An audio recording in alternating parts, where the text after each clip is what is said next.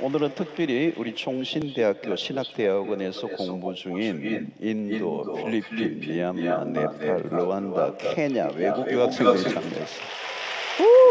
어디 있어요? 어디 있어요? 손 어디? 저기? 저기 저 위에 한빛 저.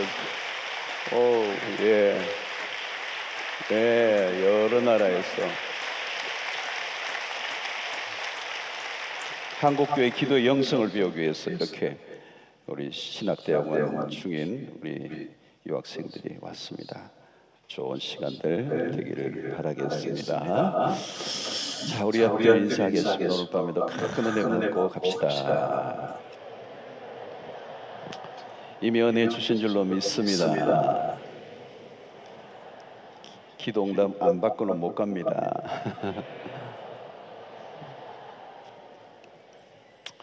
여러분들이 기도하러 오실 때 이미 하나님이 여러분들의 기도를 들으셨어요. 오늘 철야 가야지, 기도하러 가야지. 그때 이미 하나님이 여러분들을 만져주셨어요. 이미 승리하신 거고, 기도의 자리에 나온 건 이미 승리하신 거잖아요. 많이 울려요, 마이크가. 이미 승리하신 겁니다. 그래서 여러분들이 오늘 또 큰 은혜를 주실 줄 믿고, 또 말씀을 듣고 난 다음에 기도할 때도 이렇게 큰 기도 막 부르짖고 가시기 바랍니다. 요즘은 보니까 마치고 나서도 기도를 열심히 하시고요. 기도 굉장히 뜨겁고 스쿨로도 막 그룹으로도 모여서 기도하고 하는데 너무 멋있습니다. 하나님께서 이미 우리의 모습을 보고 기뻐하시리라고 생각하고요. 우리의 이런 모습 자체가 하나님께는 기쁨이 될 것 같아요. 얼마나 이 세상이 고난하고 그런데 그게 얼마나 기도하러 오시는 여러분들의 그 발걸음을 하나님 얼마나 기뻐하시겠습니까? 기도의 자리에 앉아 있는 것 자체가 큰 은혜요.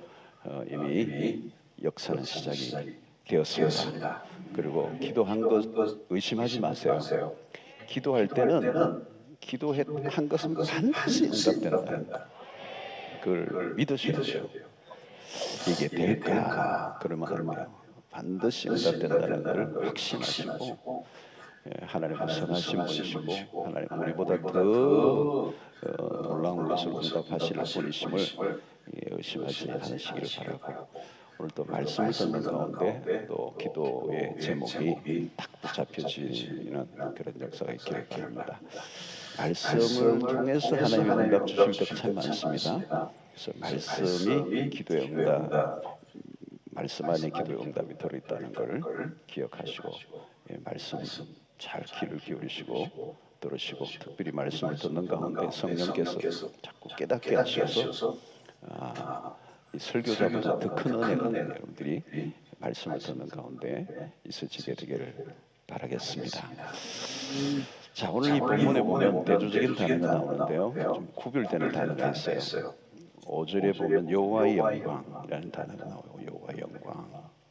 오늘 본문에 보면 영광이라는 단어가 있고, 또 하나는 꽃이라는 단어가 꽃이 나옵니다. 근데 그게 이제 모든 육체와 연결되는데, 여기서 오늘 얘기하려고 하는 것은 뭐냐면 영원한 것과 일시적인 것을 대조하고 있는 겁니다.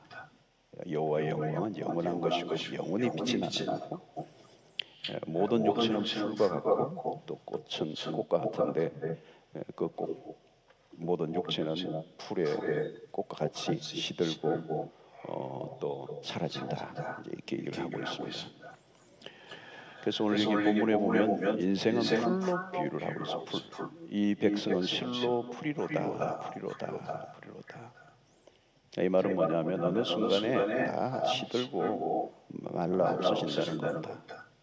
우리의 인생의 모습이죠. 우리 인생의 모습이 우리가 하는 모든 것들은 다 시들어버리고 사라지고, 영구한 것은 아무것도 없다. 영구하지 않다. 영원하지 않다.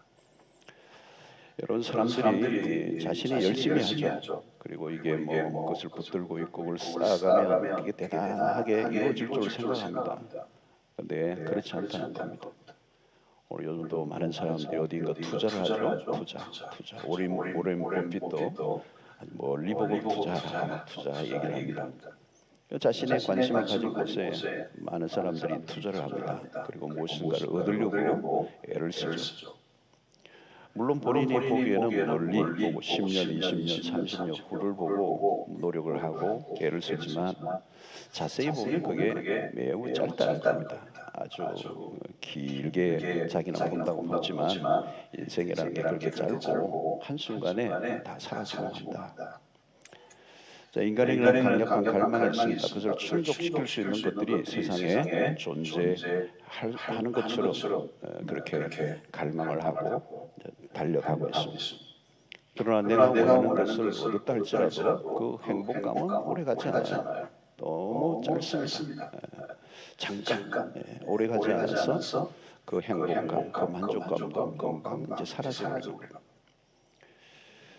그래서 오늘 여기 보면 이제 모든 육체는 풀과 같다 이렇게 선포를 하라는 거죠. 선포하라. 사람들이 들으려고 하지 않을지라도 선포를 하라. 목표를 세우고 열심히 달려가고 있는데 육체는 풀이요 또 꽃과 같아 이렇게 얘기하면 기분 나쁘겠죠. 내가 열심히 지금 뭔가를 하려고 애를 쓰고 있는데 야 풀이야 꽃이야 이렇게 하면 그렇게 사람들이 반갑게 듣지 않을 것입니다. 그러나 오늘 이 선지자가 이렇게 외치라 이렇게 얘기하고 있습니다. 자, 그런데 왜 풀이 마르고 꽃은 시드는가? 오늘 7절에 보면 이렇게 얘기합니다. 풀은 마르고 꽃이 시들면 여호와의 기운이 그 위에 불미라. 이 백성은 실로 풀이로다 그랬습니다. 꽃은 시들고 풀이 마르게 되는 이 요인이 뭐냐? 하나님입니다. 하나님의 여호와의 기운이 그 위에 불기 때문이다. 왜 하나님은 풀과 꽃을 마르게 하실까? 좀 잔인해 보이는 하나님처럼 보이죠. 폭력적인 하나님처럼. 그러나 여러분 하나님은 사랑이 많으십니다. 왜 그러면 이 여호와의 기운이 이렇게 풀과 꽃을 마르고 시들게 하는가? 무엇을 의미합니까? 사실은 인간의 죄로 인해서 주어진 결과죠. 죄 아래에 있는 모든 인간은 유한하다는 거죠. 그래서 인생이 짧게 끝이 나죠. 죽음이 오는. 그래서 모든 인생은 스물되고 만다. 반짝반짝하다가 한순간에 사라져버린다. 잠언 31장 30절에 이런 말씀이 있습니다. 고운 것도 거짓되고 아름다운 것도 헛되나 오직 여호와를 경외하는 자는 칭찬을 받을 것이다. 우리가 고운 것, 또 아름다운 것을 추구하지만 그런 것들이 얼마나 순간적이고 또 짧은가를 얘기하고 있습니다. 여러분 꽃 중에 이 백합화가 오늘 또 이게 어디서 봤는데 백합화가 참 아름답죠. 또 장미하는 이런 참 화려하고 아름답습니다. 향기도. 그런데 여러분 여기 자세히 보면 아름다운 꽃일수록 빨리 시들어요. 그리고 그 아름다운 꽃일수록 썩으면 악취가 더 고약해요. 오늘 여기 꽃은 마르고 풀은 시들다라고 이 말은 우리의 인생의 모습을 잘 이렇게 대변해 주고 있는 말씀입니다. 이것은 한마디로 인생의 유한성을 강조하고 있습니다. 왜 인생이 불행한가? 이 인생이 불행한 이유는 거슬러 가면 인간의 유한성이 있습니다. 유한성. 길지 않다는 거예요. 행복이 없는 건 아니야. 행복이 없는 건 아닌데 행복이 너무 짧은 거예요. 웃을 날이 있지만 그 웃음이 너무 짧은 거예요. 그죠? 많은 것들이 잘 풀리는 것 같은데 그 성공의 때가 잠시라는 거죠. 잠시. 계속 성공이 아니고 한순간에는 분명히 어떤 한계점에 도달하게 된다는 거예요. 누구든지. 아무리 대단하고 아무리 화려하고 아무리 잘 나가는 사람도 끝나는 시점이 금방 온다는 겁니다. 금방. 아무리 화려해도. 아무리 화려해도 지금 뭐 우리 매스컴에 나오는 화려한 스타들도 그게 짧다는 거예요. 길지 않다는 거예요. 여러분 전성기라는 말을 하죠. 전성기, 성을 전시오 이러면 성기. 전성기가 오지만 여러분 한시적이라는 그 말이 뭘까요, 여러분? 그 말은 영원한 전성기는 없다는 겁니다. 한때는 그죠? 벚꽃도 보세요. 벚꽃이 찬란하게 피어오를 때 그 전성기 때 대단하잖아요. 우리 아빠에도 온통 벚꽃이 온 세상을 다 물들이는데 한순간이잖아요. 그죠? 며칠이 안 가요. 며칠이 안 가. 눈을 감았다가 딱 뜨면 다 사라졌어요. 그러니까 여러분, 피어나자마자 속절없이 떨어져요. 그 벚꽃을 보면 참 우리 인생을 잘 묘사하는 것 같아요. 오늘 이 본문의 말씀도 그렇잖아요. 이 꽃이 시들다. 우리 인생이 그렇다는 겁니다. 그래서 저는 벚꽃 볼 때마다 그 느끼는 감정이에요. 인생을 너무 잘 묘사하고 있다. 너무 짧다. 그런데 사람들은 잘 속습니다. 잠깐 뿌린 것에 모든 걸 쏟아붓는 것입니다. 잠깐 뿌린 것에 모든 걸 쏟아붓는 것이죠. 예. 여러분 10년, 20년이 금방이고요. 100년도 금방이에요. 금방 청년의 때가 지나가요. 금방 청년의 때가 지나가요. 청년이 우리 고등부, 중등 금방 고등부고요. 금방 청년부고요. 금방 이적이 아니고요. 금방이에요. 영원히 계속되는 건 없어요. 저도 요즘 흰머리가 많아졌어요. 흰머리가 제가 여기만 딱 있어가지고 상당히 애교머리 같이 여기만 싹 해가지고 괜찮았었는데 이제는 확 길어졌어. 여러분, 유한한 인간으로 끝난다면 사실은 인생은 불행한 거예요. 소멸된다는 거죠.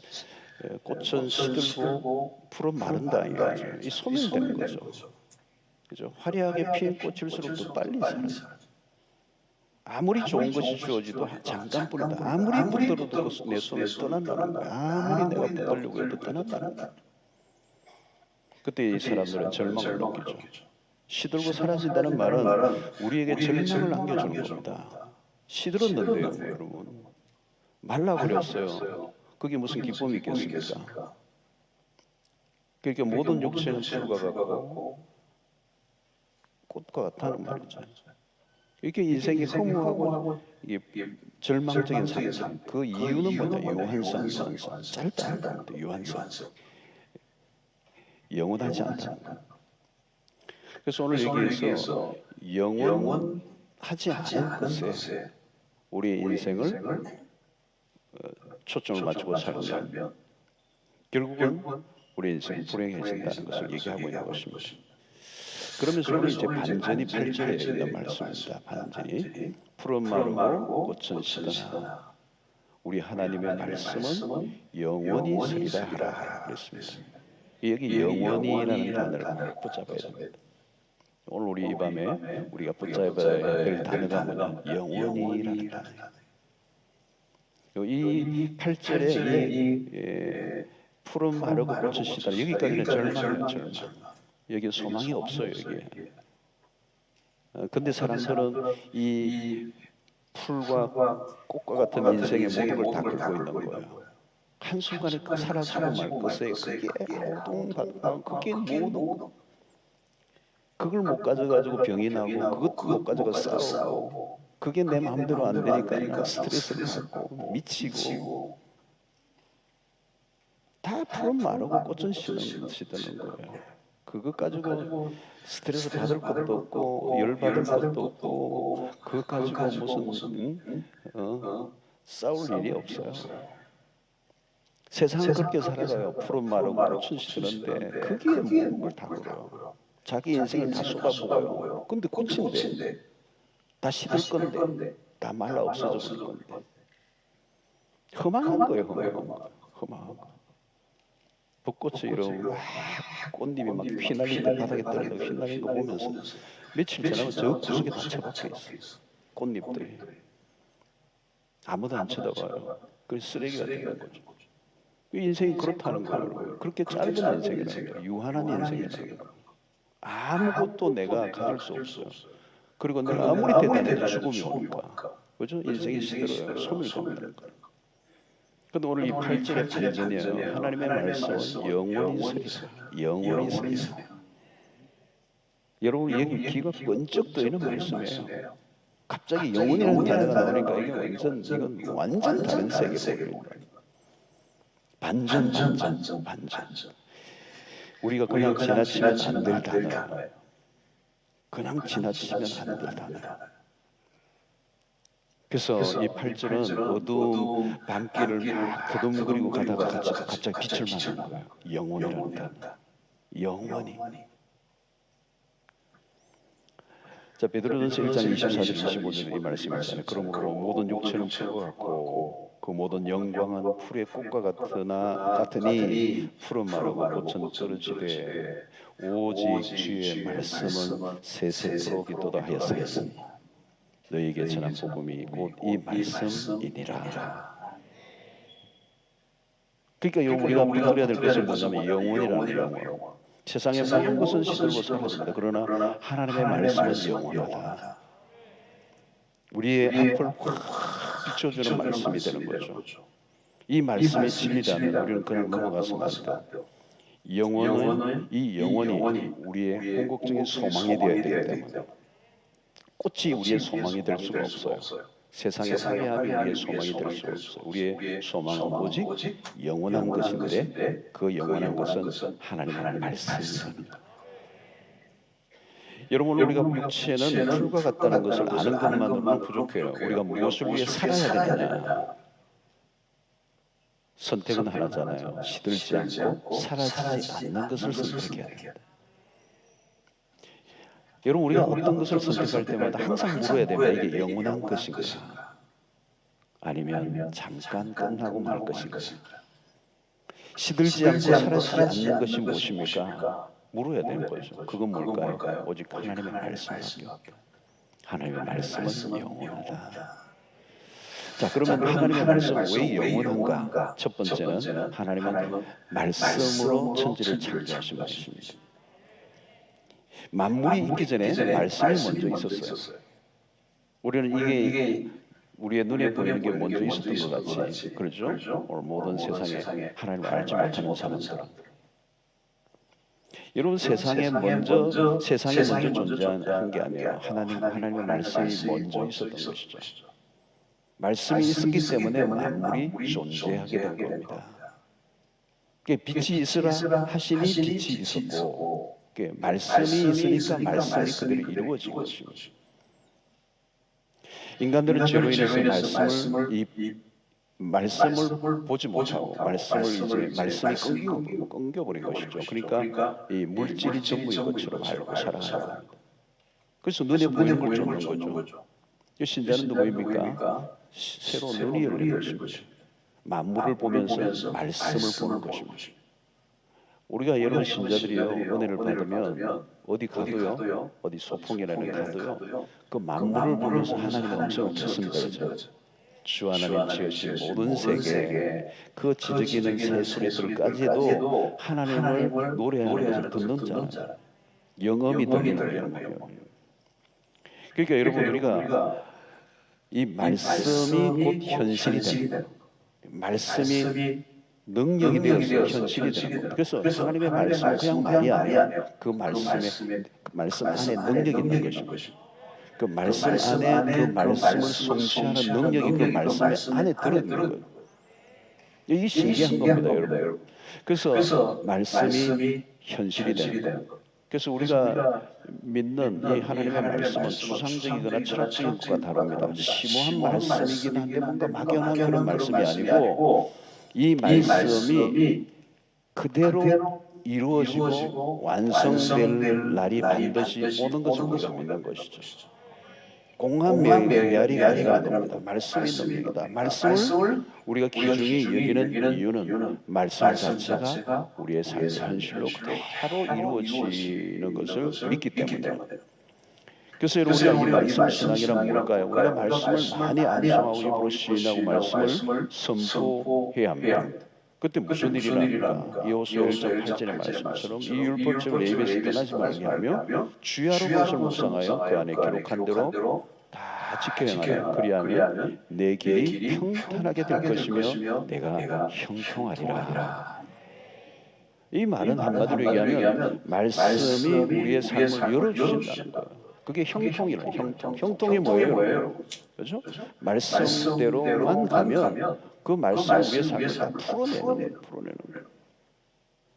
여러분, 주는 왜 사람이 떡으로만 사는 것이 아니라 하나님의 입에서 나오는 말씀으로 살 것이라고 하셨습니까? 말씀이 떡보다 귀중한 이유가 뭘까요? 제가 자주 말씀을 드렸습니다. 떡만 여러분 보고 쫓아가면 반드시 죽게 되는 거죠. 떡만 쫓아가면 그 떡이 우리를 속여요. 오히려 우리를 살리는 것 같지만 죽인다는 거예요. 그 떡은 결코 우리를 만족시켜주지 않아요.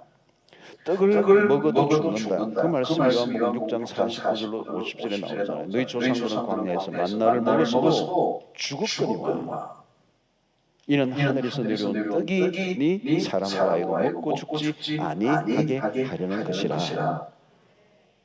그러니까 하나님의 말씀으로 사는 것이다. 이 떡으로 사는 게 아니고 하나님의 말씀으로 사는 것이다. 예수님이 하신 말씀이 너무 중요한 것입니다.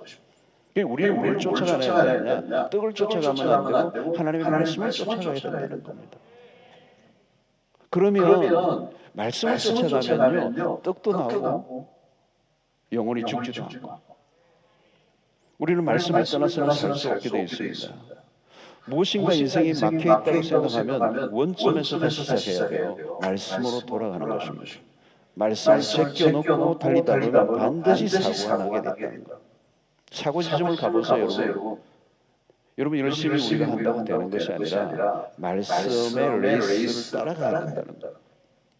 자신이 아무리 높은 목표를 세우고 달려가 보십시오. 어떻게 될지 알 수가 없습니다. 우리의 삶의 목표는 세운 삶의 목표가 있지만 그것은 어떻게 될지 우리는 아무도 모르잖아요. 아무리 좋은 의도를 가지고 있어도 반드시 한계에 부딪히게 되어 있습니다. 그러므로 우리가 붙들어야 할 것은 하나님의 말씀입니다. 그래서 신자들에게 참 주어진 놀라운 축복은 이 말씀인데 세상 사람들은 보십시오. 혼란을 하면 답이 없어요. 더 미궁으로 빠집니다. 어떻게 해야 될지를 모르는 거죠. 그러니까 세상 사람들이 어려움을 찾아오면 뭘 하죠? 여러분 점쟁이 찾아가는 거죠. 고작 하는 게 점쟁이에요. 요즘 점쟁이들이 얼마나 많은지 모르겠어요. 근데 여러분 우리는 어디로 가요? 하나님의 말씀을 찾는 것입니다. 이게 얼마나 축복이에요, 여러분. 지금 내가 실패했다 할지라도 내가 뭐가 안 된다 할지라도 하나님의 말씀으로 나아가면 말씀으로 함께 다시 시작하면 되는 거예요. 여러분 여기에 다 있어요. 말씀을 주야로 묵상하고 그 말씀대로 행하면 결국은 형통하게 될 것이다. 이 형통이란 뭘까요? 다른 게 아니에요. 한때 잘 되는 것을 말하는 게 아닙니다. 갈수록 더 잘 되어져 가는. 성공이 한때 잘하고 끝나는 게 아니라 계속적으로 승리하게 만드는 그것이 형통이라는 형통. 그래서 풀처럼 꽃처럼 시들고 그렇게 말라지는 사라지는 것이 아니라 하나님의 말씀을 듣고 살면 계속 열리는 역사, 계속 풀리는 역사. 여러분 오늘날 이 세상의 사람들은 다 소멸되어 간다는 거예요. 소멸되어 간다는 거예요. 말씀을 붙든 인생은 갈수록 더 피어져간다. 소멸이 아니라 갈수록 더 기대가 되는 인생. 말씀이 그렇게 우리를 만든다는 거예요. 말씀의 능력이 그렇게 되고 남게 하신다는 겁니다. 말씀을 붙든 인생은 시들지 않을 줄로 믿습니다. 안 시들어요. 말씀을 붙든 인생은 안 시들게 돼 있어요. 시편 1편 43절이 그 말씀을 잘하고 있잖아요. 그는 시냇가에 심은 나무. 그는 누구예요, 여러분? 말씀을 율법을 즐거워하고 율법을 주야로 묵상하는 자. 그는 시냇가에 심은 나무가 철을 따라 열매를 맺으며 그 잎사귀가 마르지 아니한 같으니. 안 말라요, 안 말라. 다 마른다고 이 세상은.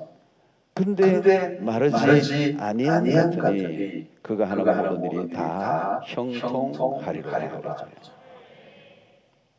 지금 우리 여러분 앞부분에서 나온 말과 얼마나 다릅니까? 푸른 말은 꽃은 다 시들어요. 이 세상에 그 잠시 사라져버릴 것들을 붙잡고 살아가는 인생은 그렇게 될 수밖에 없어. 그러나 하나님의 말씀, 그 말씀은 영원하기 때문에 그 말씀을 붙들고 살아가는 사람들은 철을 따라 열매를 맺고 그 잎사귀가 마르지 아니한 같으니 그가 하는 모든 일이 다 형통하리로다. 여러분 이 시편 1편이 너무 멋있는 책이에요. 멋있는 이 본문이에요. 이 시편 1편이 얼마나 멋있는지. 말씀을 따라 살면 시들지 않는다. 마르지 않는다. 어떻게요? 소질과 소멸과 상관없이 갈수록 형통하리로다. 이 형통은 뭘까요? 바로 이 철을 따라 열매를 맺는 것이 이 형통을 가장 잘 표현하는 것입니다. 갈수록 더 풍성해지는 요셉의 가지가 단장을 넘는 것 같이 그런 역사가 일어나게 될 줄로 믿습니다.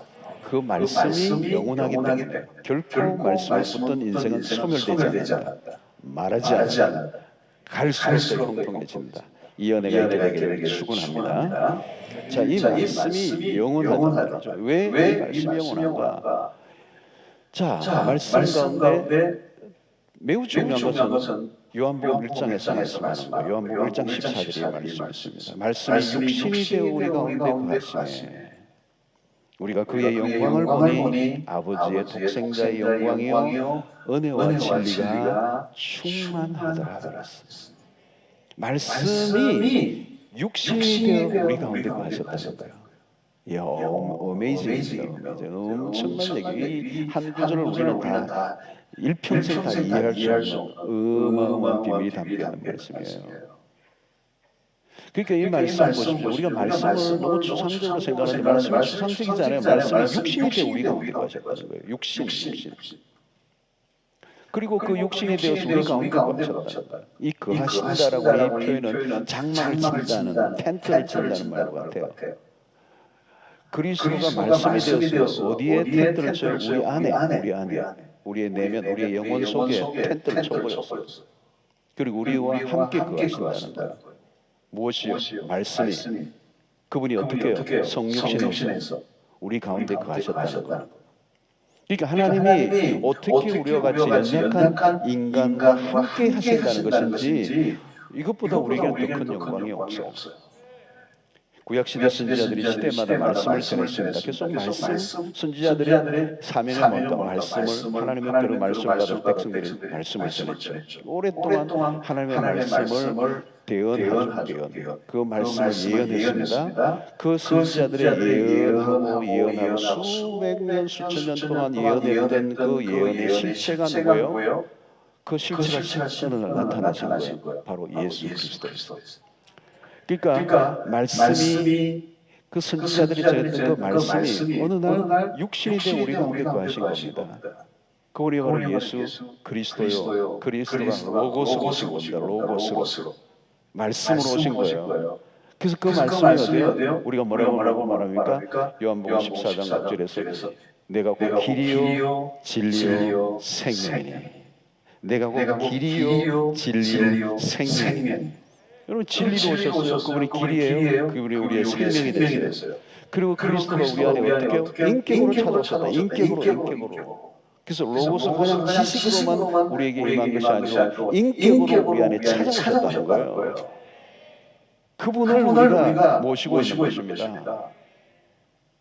그러니까 여러분 그분과 우리가 하나 되는 거예요. 요한복음 15장의 말씀처럼 그 말씀 우리 안에 거하면 그리스도는 말씀이실 뿐만 아니라 말씀을 이루신 분이시죠. 그래서 그리스도와 함께하는 삶은 그리스도와의 말씀과 함께하는 삶입니다. 말씀과 그리스도는 분리될 수가 없어요. 말씀이 임하면 그 말씀의 주체이신 그리스도가 임한 것이고 그리스도가 내 안에 거하신다는 말은 말씀이 우리 안에 성육신하신 것과 똑같다는 거예요. 그래서 여러분 하나님의 말씀에 눈이 열리면 우리가 무엇에 대해서 눈이 열리냐면 그리스도에 대해서 눈이 열리는 것입니다. 이게 말씀이 깊어지면 그리스도와의 관계가 더 깊어지게 되어 있습니다. 이게 분리될 수가 없는 거예요. 그래서 말씀과 하나님의 말씀에 내 영혼이 딱 마주치면 그때 우리는 뭘 만나요? 그리스도를 만났다라고 얘기하는 거예요. 그래서 여러분 말씀의 귀가 열린 분들은 이미 그리스도를 인격적으로 만나신 분들이에요. 그리스도가 우리 안에 말씀으로 임하셨기 때문에 그런 겁니다. 자, 계속 이 말씀 잘 따라오셔야 됩니다. 오늘 설교 어떤 분은 또 한두 분 조는 것 같은데요. 깊이 따라오셔야 돼요. 이게 자칫하면 놓칠 수가 있습니다. 말씀을 본 사람은 그리스도를 본 사람이라는 거죠. 말씀과 그리스도를 분별할 수. 그리스도의 별명이 뭔지 아세요? 말씀이에요. 말씀이 육신이 되어 우리 가운데 가셔요. 그리스도의 별명이에요. 별명. 말씀. 로고스예요. 그분이 인격으로 우리에게 오셨다는 거예요. 그래서 여러분 우리가 말씀에 초점을 계속 맞추고 있으면 여러분 성경을 막 신구약 막 읽고 그러잖아요. 불사도 하고 여러분 계속 말씀에 초점을 맞추고 계속 말씀을 들으려고 묵상하면 결국 누구를 만나는 거예요? 그리스도를 만나는 거예요. 그리스도를 만나는 거예요. 다른 걸 만나는 게 아니에요. 성경 공부를 많이 했는데 이상한 소리 하는 분들이 있어요. 그 성경을 제대로 모르는 거예요. 성경을 계속 보고 읽고 초점을 가지고 성경을 살아가다 보면 그리스도를 보게 되고 그리스도를 만나게 되고 그리스도를 사랑하게 되고 그리스도가 누구인지를 알게 되고 그 그리스도가 내 말씀이 우리 안에 충만히 거한다는 말은 그리스도가 우리 안에 충만히 거하는 거예요. 그게 말씀의 육화가 되는 거예요, 우리 안에. 그래서 내가 말씀과 분리가 안 돼. 그 말씀이 내 안에 인격으로 스며들었어. 그래서 그 말씀이 내 안에서 이제는 내 안에 거하시는 뿐만 아니라 그 말씀이 성육신하신 그 그리스도가 이제 내 삶의 인격을 통하여 그리스도가 내 삶을 통해 드러나게 돼. 다른 사람이 나를 보면서 그리스도를 보게 되는 것입니다. 야, 너 예수를 닮았다. 그런 역사가 일어나는 거예요. 우리 안에서 뭐가 나오는 거예요? 예수님의 인격이 흘러나오게 되는 거예요. 그때 세상의 사람들은 하나님의 영광을 보는 것입니다. 그리스도에게 있던 그 영광을 보는 것입니다. 그래서 여러분 우리에게 중요한 것은 뭐냐면 우리가 하나님의 말씀을 묵상할 때 그 묵상은 결국 그리스도로 충만하게 된다는 사실. 여러분 골로새서 3장 16절에 이런 말씀이 있죠. 그리스도의 말씀이 너희 속에 풍성히 가요. 여러분들에게 하나님의 말씀이 풍성히 가게 되기를 축원합니다. 딴 게 들이시면 안 돼요, 여러분. 딴 게 있으면 건드리면 말씀이 나와야 돼요. 건드리면 돈 이러면 안 돼요. 여러분 그리스도의 말씀이 너희 속에 풍성히 가요. 그게 뭐예요? 모든 지혜로 피차 가르치고 권면하며 이 말씀이 뭡니까? 그리스도의 말씀이 풍성히 흘러나오니까 피차 가르치고 권면하는 일이라는 거예요. 만나면 말씀으로 권면하는 거예요. 말씀으로 서로 격려하는 겁니다. 피차 가르치는 역사가 일어나는 거죠. 여러분 이것이 우리의 말씀의 공동체가 되는 것입니다. 여러분 말씀을 붙들 때 우리 안에 그리스도의 인격이 흘러나오는 거예요. 묵상을 해보십시오. 그리스도의 인격이 우리 안에 스며들게 되고 말씀이 인격이 되는 역사. 그때 우리는 삶의 변화가 일어나는 거죠. 하나님의 말씀이 계속 우리 안에서 드러나야 되는 것이죠. 그래서 말씀을 우리가 대하면 대할수록 우리 안에서 그리스도가 나타나는 우리가 그리스도를 닮는 역사, 이게 자연스러운 일인 것입니다. 자, 말씀을 읽고 묵상할수록 그리스도의 인격이 우리 안에 뿌리를 내려야 돼요. 그 안에서 뿌리를 내리는 거예요. 나중에 어떤 일이 납니까? 여러분 우리를 보는 사람들이 그리스도를 보는 역사가 일어나야 되는 거예요. 그게 정상입니다. 그게 정상이에요. 세상에서 사람들이 말씀을 읽고 예수를 믿는 사람은 아무도 없어요. 근데 세상의 사람들에게 바이블이 뭐예요? 세상 사람들은 바이블 갖고 있지 않아요. 성경을 갖고 있지 않아요. 어떻게 예수를 믿어요? 성경도 아니는데 제2의 바이블이잖아요. 우리의 삶이 제2의 바이블입니다. 우리를 통하여 예수 그리스도를 보는 것입니다. 하나님의 말씀을 보는 것입니다. 여러분 우리에게 이 미스테이크가 뭡니까? 우리의 삶을 통하여 세상 사람들이 감동을 받지 않는다는 거예요. 이게 뭔가 문제가 있는 거예요. 우리의 삶에 흥미를 가져야 되죠. 그런데 오히려 실망하는 경우가 있는 거죠. 그건 무슨 일이 일어난 겁니까? 위선이 다른 말로 표현하면 하나님의 말씀과 내 삶이 일치가 안 되는 거죠. 분리되어 있는 것, 동떨어져 있는 것. 말씀은 말씀이고 내 삶은 말씀. 그러니까 이 말씀이 우리 안에 성육신이 안 되는 거예요. 말씀이 우리 안에 스며들지 않았던 거죠. 그래서 그리스도의 인격이 우리 안에 스며들지 않았던 것이죠. 그냥 지식으로, 정보로, 그냥 우리가 알고 있는 것으로 동떨어져 있는 것이죠. 그래서 우리의 삶을 통하여 그리스도의 인격이 스며 나오지 않으니까 사람들이 감동을 안 받는 거예요. 여러분 그리스도가 우리의 삶을 통하여 흘러나오면 세상이 감동을 받게 돼 있을 거예요.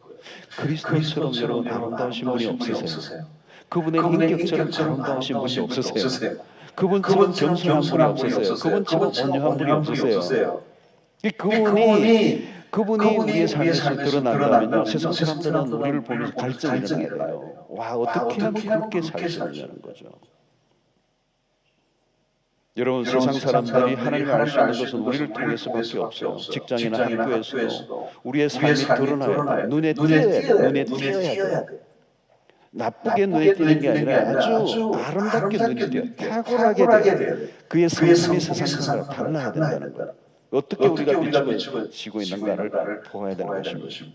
말씀과 함께하는 삶은 결국은 어때요? 그리스도의 인격이 우리의 삶에 더 심화되어져서 우리의 삶을 통하여 그리스도가 뿜어져 나올 때 말씀으로 살아가는 삶은 결코 소멸되지 않고 갈수록 더 빛이 나는, 시들지 않는 꽃이 되는 것입니다.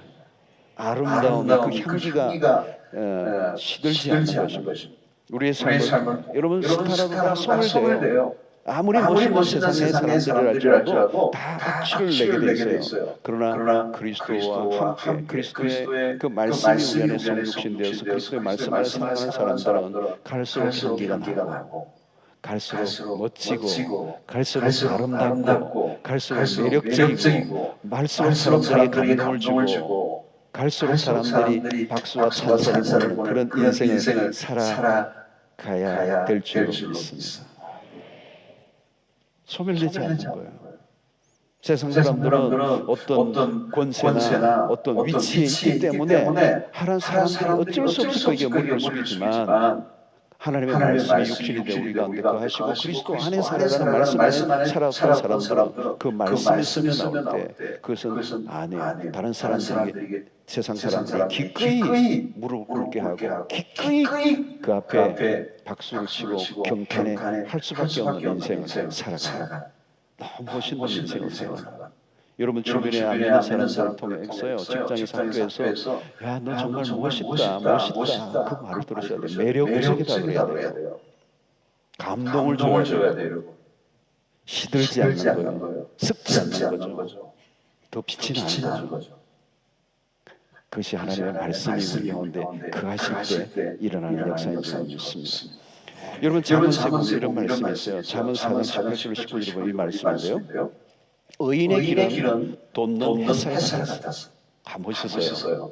의인의 길은 하나님의 말씀을 따라가는 삶이 의미하는 거죠. 의인은 돋는 햇살 같다는 거예요. 여러분, 이 동해 있잖아요. 우리 해운대에서 아침에 태양이 떠오르잖아요. 그죠? 돋는 햇살 같다는 거죠. 아침에 태양이 떠오르는 거 멋있어요. 그래서 해돋이 하는데요. 한 번씩 이렇게 해 뜨는 걸 한번 볼 필요가 있어요. 와, 멋있어요. 찬란하게 빛나는 거.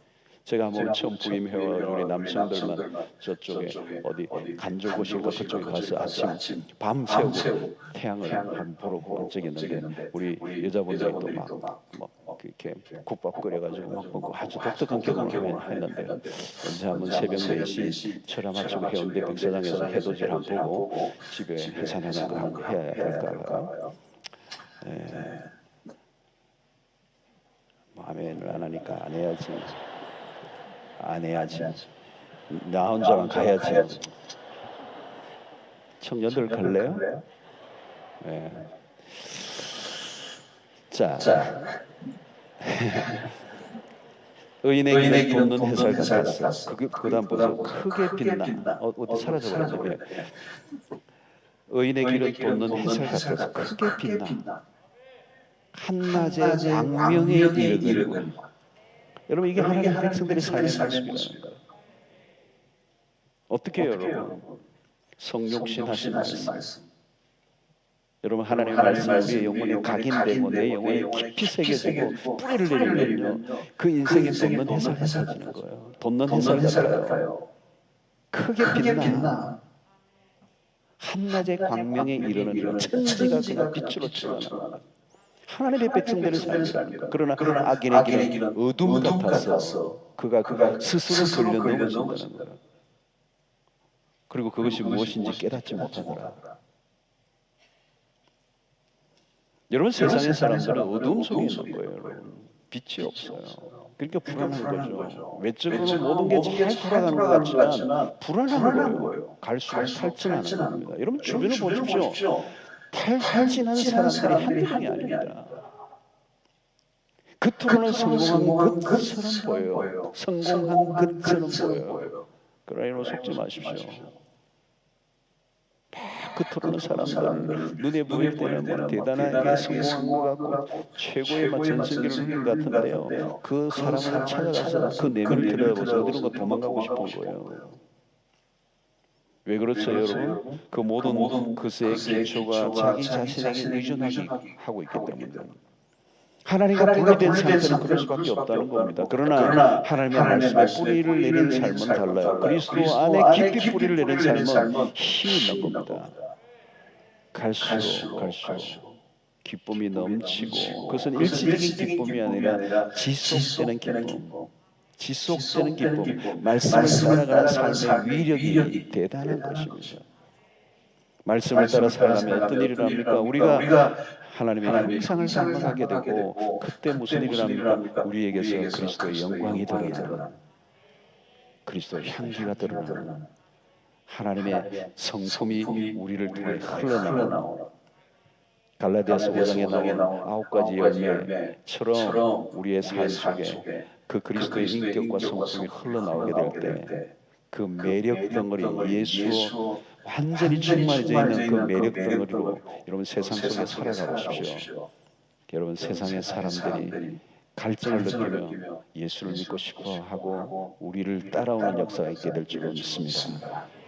자, 하나님의 말씀이 또 왜 영원히 서는 것입니까? 하나님의 말씀이 약속이기 때문에 그래요.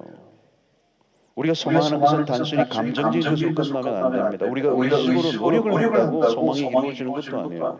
소망에 있어서 중요한 것은 소망의 근거입니다. 근거. 성경 전체가 하나님의 우리를 향한 약속이죠. 약속이 여러분, 신약을 읽을 때 우리가 무엇을 확인합니까? 구약에서 예언되어졌던 약속이 성취되는 걸 우리가 신약 성경을 읽잖아요. 우리가 신약 시대 살아가는 하나님의 백성들의 놀라운 축복이 그 약속의 성취. 모든 인류의 역사는 그분의 이야기고 하나님의 말씀대로 언약이 이루어져 가고 있는 과정을 우리가 보게 되고 언젠가는 완성될 것을 우리가 믿는 것입니다. 그래서 하나님은 약속하시는 분이고 그 약속을 깨뜨리지 않으시는 신실하신 하나님이시다. 그걸 우리가 믿는 것입니다. 우리가 선거철 지금도 뭐 선거가 막 일어나고 있는데 정치인들이 막 공약하는 걸 다 들어보면요, 뻥이 세다. 그 최근에 통계를 냈더라고요. 지금 뭐 지방 선거하고 이런 거잖아요. 기관장, 단체장 하는데 공약한 것을 이루려고 하면 돈이 얼마나 드는가를 계산을 했더라고요. 했는데 어마어마하더라고요. 무슨 몇백조라든가 하여튼 천문학적 숫자가 나오는 거예요. 그 돈을 어디서 만들어내는가는 알 수가 없는 거잖아요. 그러니까 돈이 마련 안 되면 그 말은 거짓말이 되잖아요. 그리고 대부분의 정치인들이 공약하지만 당선되고 나면 다 무시하는 경우가 많죠. 근데 또 이렇게 우리는 다 또 계속 속으면서도 하고 그래요.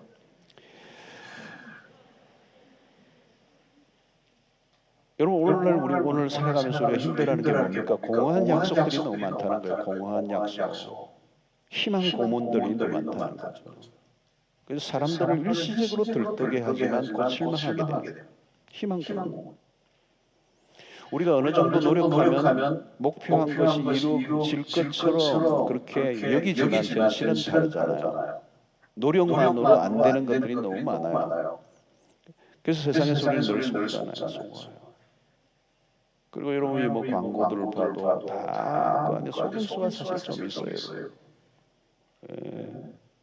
그것만 먹으면 병에 안 걸릴 것 같아. 만병치료제 같아요. 그런 걸 많이 얘기하잖아요. 뭐 요즘은 이 건강보조식품도 많이 어마어마하게 지금 뛰어서 그거 먹으면 다 해결되는 거예요. 다 해결되는 거예요. 또 뭐 광고도 그래요. 그것만 가지고 행복할 것 같아. 청소기 광고하는데 막 멋있는 또 달래다가 탁 부인 뒤에서 백허그 탁 해주고 이러니까 나도 저거 사야 돼.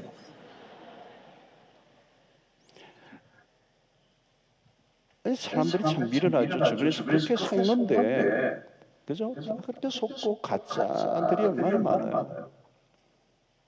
이루어져도 결코 행복할 수 없는 것들에 목숨을 거는 것입니다. 죽도록 일을 하다가 무엇인가를 이루었는데 곧 허무가 밀려오니까 억울하잖아요. 그죠? 내가 진짜 저거 가지면 저거 이루면 내 행복할 줄 알았는데 행복하지 않는 거잖아요. 그러니까 속았다는 느낌이 들면 뭐가 찾아와요? 허무가 몰라요. 허무가. 억울한 거예요. 내가 내 청춘을 다 쏟아부었는데. 그때부터 사람들이 무엇인가 이제 그 허전함을 채우기 위해서 뭐예요? 부해라 마시라 쾌락을 쫓는 거예요. 갑자기 사람이 타락의 길로 가는 거예요. 그 길밖에 없는 거거든요. 내가 목표를 이뤘는데 내 목표를 이룬 만큼의 그 무엇이 주어지지 않으니까 허무가 몰려오고 그걸 채우기 위해서 타락을 하는 거예요. 방탕하는 거예요.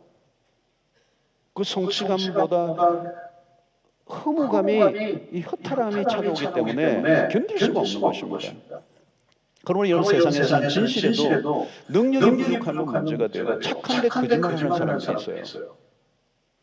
앞뒤가 잘 안 맞죠. 착하면 거짓말 안 해야 되잖아요.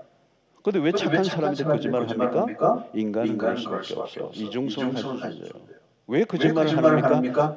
능력이 없기 때문에. 능력이 없기 때문에. 사람이 나빠서 거짓말하는 사람도 있지만 약해서 거짓말을 하는 것입니다. 지킬 능력이 없어 어쩔 수 없는 겁니다. 부모들도 그런 경우가 많아요. 자녀들에게 다 해주고 싶죠. 그리고 그렇게 해주는 마음으로 약속도 했어요. 그런데 능력이 없어요. 본의 아니게 거짓말을 하겠다는 거잖아요. 부모가 좋은 분인데 거짓말을 하게 되는 거예요. 여러분 이게 세상 속에서 우리가 다양한 영역에서 경험하는 것입니다. 근데 하나님의 약속은 진실하다는 거예요. 그게 성경에서 보여주시는 메시지. 여러분 이 성경을 우리가 붙들어야 될 그거예요. 하나님은 하신 약속을 반드시 지키실 분이십니다. 그분은 신실하시고 성품이 신실하실 뿐만 아니라 그분은 지킬 능력을 갖고 계십니다. 주님은 마태복음 28장 20절 끝에 내가 세상 끝날까지 너희와 항상 함께 있으리라 약속하신 분은 그냥 약속을 남발하신 분이 아니에요. 내가 너희들 가능하면 함께 있어줄게 이게 아니에요. 함께 있겠다고 약속하신 그분은 능력이 있으신 분이기 때문에 그 말씀을 그대로 지키실 줄로 우리가 믿는 것입니다. 주님 우리를 떠나지 않습니다. 우리와 함께 하십니다. 언제까지는요? 세상 끝날까지. 어떤 경우에도 약속하신 분이 그 약속하신 하나님을 깨뜨리신 분이 아니에요. 여러분 세상에서는 약속한 그분이 정말 진실하고요. 능력도 있고요. 거짓말 안 하는 분이요. 그런데 돌아가셨어. 약속이 다 사라져버렸어요. 그분이 돌아가시니까 그분이 하신 약속도 사라져버렸어요. 그게 세상이에요. 하나님은 안 돌아가세요. 그분은 영원하신 분이세요. 그러니까 여러분 성경을 볼 때마다 여러분들이 항상 관심을 가져야 될 건 뭐냐면 하나님의 약속입니다. 오늘 본문에서 하나님의 약속을 보는 거예요. 그래서 여러분 매일 큐티할 때마다 큐티할 때 본문 속에서 우리가 놓치지 말아야 될 것 중에 하나가 뭐냐면 오늘 또 하나님이 무슨 약속을 우리에게 주고 계시느냐는 거예요. 그렇죠? 약속, 하나님의 약속. 오늘 나에게 어떤 약속을 하시고 있느냐 이 본문 속에서. 우리 공동체는 오늘 무슨 말씀을 어떤 약속을 주시고 있는 거예요. 약속을 붙들어야 되는 거예요. 지금 아무리 힘들고 어려워도 하나님이 오늘 나에게 주신 약속만 있다면 우리는 승리할 줄 믿습니다. 낙심할 필요가 없어요. 여러분. 누가 이기는 겁니까? 정말 이루실 분이 신실하신 그분이 우리에게 주신 약속을 붙들고 있는 자가 이기는 인생을 삽니다. 오늘 우리는 여러분 약속을 이미 받은 자들이에요. 왜 우리가 조금 전에 찬양한 어린 양 예수를 찬양합니까? 그 어린 양 예수 그리스도를 통해 이미 하나님이 구약시대 그 약속하신 그분이 신약에 성취하신 분이요. 마지막 날 우리가 공중에 혼인잔치 할 때 그 어린 양 예수로 말미암아 우리 하나님의 보좌 앞에 나아갈 수 있는 약속이 주어졌기 때문에 요한계시록의 말씀처럼 우리는 마지막 날 이기는 자를 줄 믿습니다. 이기는 자. 하나님이 하신 약속은 영원하다. 이것이 우리의 신앙의 기초라는 겁니다. 낙심할 일이 없어요. 핵심은 뭘까요? 영원한 하나님의 약속을 붙잡고 살아가는 것. 영원한 것에 생명을 걸어야 된다는 거예요. 영원하신 분의 말씀을 붙들면 우리의 삶도 그 안에서 영원을 누리게 되는 것입니다. 여러분, 영원한 것을 붙든 인생은 축복입니다. 오늘 8절에 주 여호와의 말씀은 영원히 있으리라. 이거 약속이에요. 우리가 실망하지 않을 약속을 가지고 있다는 것 자체가 복음인 것입니다. 하나님의 말씀을 쫓아 살아갈 때 그 삶은 견고한 인생이 되는 것입니다. 사랑하는 성도들, 말씀을 붙든 삶을 살면 결코 하나님의 그 삶을 통하여 하나님의 영광을 드러내시고 그 인생을 통하여 하나님의 영광을 받으시는 역사가 일어나 될 것입니다. 그런 삶을 살아가게 될 때 꽃은 시들고 풀은 사라지는 그런 삶과는 전혀 거리가 멀고 그 인생은 영원히 서게 될 것입니다. 그러므로 여러분의 삶 속에 어떤 눈앞의 현실을 보고 일이 일비하지 않게 되기를 바랍니다. 지금 무슨 일이 일어났다고 그것 때문에 여러분들이 절망하지 마세요. 당장은 실패한 것 같고 당장은 남들보다 뒤져 있는 인생처럼 보일지라도 걱정하지 마세요. 여러분들이 영원한 하나님의 말씀을 붙들고만 있다면 반드시 그 인생은 갈수록 왕성하게 될 것이고 갈수록 더 펴지게 될 것이고 갈수록 더 형통할 것이고 갈수록 그 돋는 햇볕처럼 더 찬란하게 광명에 이르는 역사가 일어나게 줄 믿습니다. 왜 그 말씀은 영혼을 뿐만 아니라 그 말씀 자체가 능력이기 때문에 그 말씀이 이루어지고야 만다는 거예요. 여러분, 우리는 이 영원한 하나님의 말씀에 사로잡힌 인생을 살아야 돼요. 여러분, 매일 우리 성도님들은 매일 말씀을 묵상하시기를 바랍니다. 매일 묵상하셔야 돼요. 그래서 그 말씀마다 그 매일의 말씀을 붙잡고 한 걸음 걸어가는 거예요. 주의 말씀은 내 발의 등이요 내 길의 빛이니이다. 그 매일 말씀을 묵상하고 가다 보면 하나님이 반드시 그 인생을 그 말씀을 통하여 성취시켜 주실 것이라는 말씀이 이루어질 것이라는 거예요. 말씀이 우리 인생의 모든 것들을 형통하게 그냥 펴주실 것이라는 사실을 믿으시면서 안 된다는 거죠. 오늘 여러분 좀 꼬였다고요? 말씀을 돌아가세요. 원점으로 돌아가시면 돼요. 다른 거 아무것도 없어요. 우리의 삶의 스탠다드는 말씀밖에 없어요. 이게 캐논이에요. 영원한 것 하나님의 말씀밖에 없습니다. 영원한 것을 추구하시길 바랍니다. 영원한 것을 붙잡으시길 바랍니다. 영원한 하나님의 말씀으로 승리하시는 인생이 되시길 바라고, 여러분들의 인생의 모든 꼬인 것과 묶인 것들이 이 말씀으로 풀려지는 역사가 있게 되기를 축원합니다. 여러분, 지금 뭐 잘 안 된다고 걱정하지 마세요. 그거 걱정하지 마세요. 내가 말씀 위에 서 있는 것만 보세요. 말씀만이 영원히 서리라. 이 짧은 잠깐 보이는 이 세상에 허무하고 그냥 사라지고 시들어버리는 것을 위해서 인생을 다 쏟아붓고 눈에 보이는 현상적인 것들 때문에 내 인생의 모든 것을 쏟아붓는 그런 헛된 인생을 내려놓고 오직 말씀 붙들고 말씀 사랑하고 말씀을 묵상하고 말씀대로 순종하기로 결단하고 오늘 한 스텝 한 스텝 걸어가면 그 인생이 무슨 인생이에요. 아무도 막을 수가 없어요. 그냥 일어나는 것이고 라이스 그냥 풍성해지고 형통해지고 잎사귀에 마르지 않고 그 하는 모든 일이 다 형통하리라. 이 약속의 말씀을 그대로 경험하는 은혜가 있게 되기를 주의 이름으로 축원합니다. 우리 찬양을 하고 기도하며 나아가도록 하겠습니다. 주의 말씀은 영원합니다.